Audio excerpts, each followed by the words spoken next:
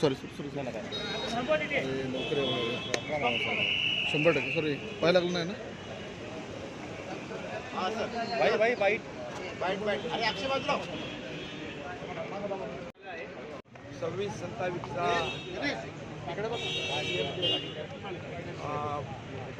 सिंहस्थ कुंभमेळा या ठिकाणी 26-27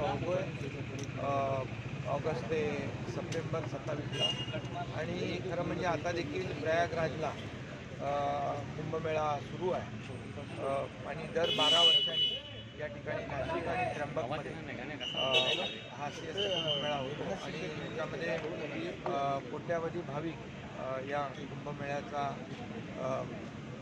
या ठिकाणी हजेरी लावत असतात, दर्शन घेत असतात आणि गोदावरीमध्ये स्नान करत असतात. त्यामुळे त्याची एक व्यवस्थित तयारी, त्याचं नियोजन यासाठी मुख्यमंत्र्यांच्या अध्यक्षतेखाली आज एक बैठक या ठिकाणी आयोजित केली होती.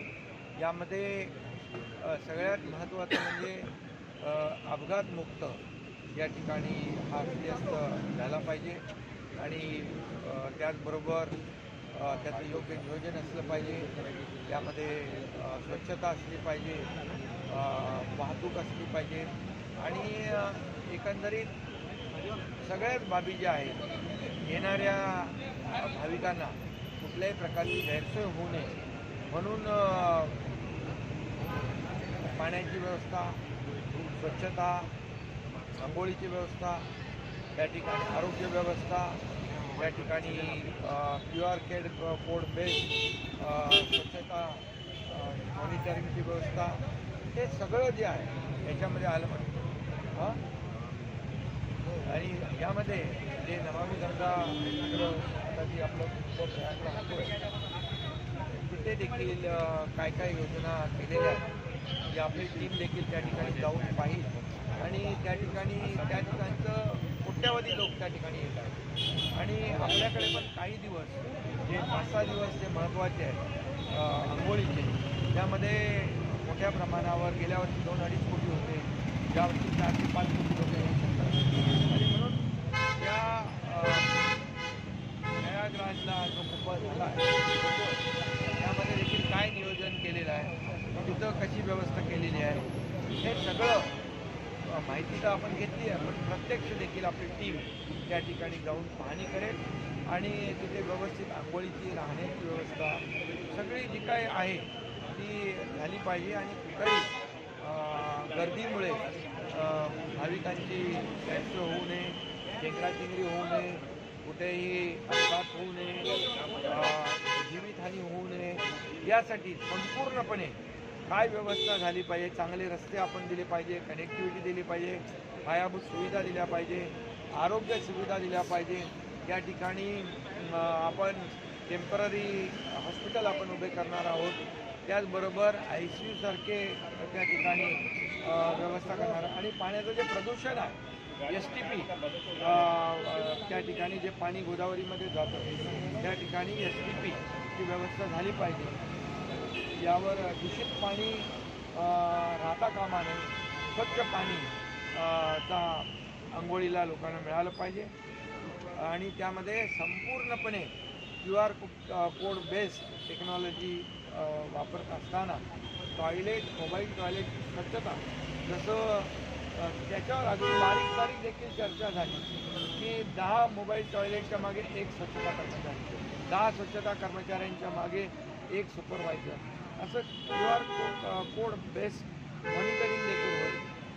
आर्टिफिशियल इंटेलिजन्सचा देखील त्या ठिकाणी वापर त्या ठिकाणी केला जाईल, जेणेकरून आपल्याला कुठल्याही परिस्थितीमध्ये तिथे येणाऱ्या भाविकाला गैरसोय होणार नाही.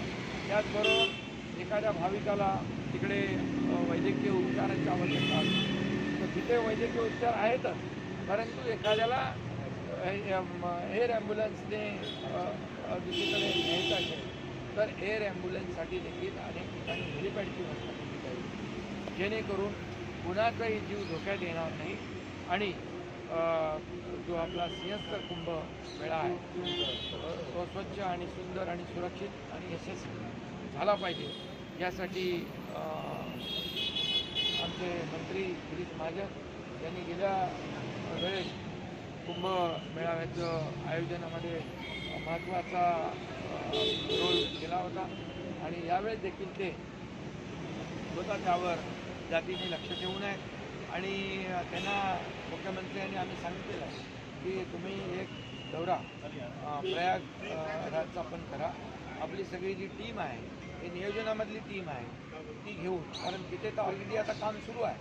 त्यामुळे अगदी स्वच्छतेपासून, पिण्याच्या पाण्यापासून, आंघोळीपासून, वैद्यकीय सेवापासून अगदी टेंटपर्यंत सगळे जे काय अतिशय चांगल्या सुविधा ज्या आहेत, अतिशय उत्तम सुविधा ज्या आहेत, आरोग्याच्या दृष्टीने लोकांना मिळाल्या पाहिजेत यावर पूर्णपणे अतिशय सविस्तर चर्चा झाली आणि त्या दृष्टीने प्रशासनाला तिथे सूचना दिलेल्या आहेत.